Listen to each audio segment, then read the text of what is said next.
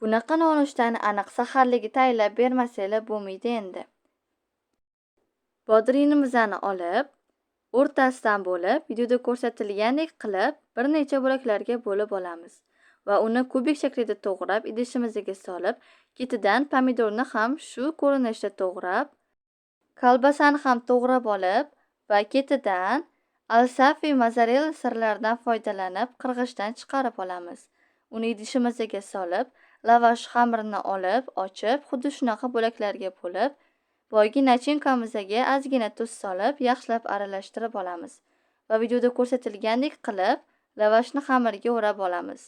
Tuxumimizga tuz solib aralashtirib, botirib olamiz va skоворodkaga yog' solib, birin-ketin pishirib, ozginaga ustini dimlab qo'yamiz. Tegini sal pasaytiramiz va saharlik uchun nonushtamiz tayyor. Buni albatta tayyorlab ko'ring, juda ham mazali.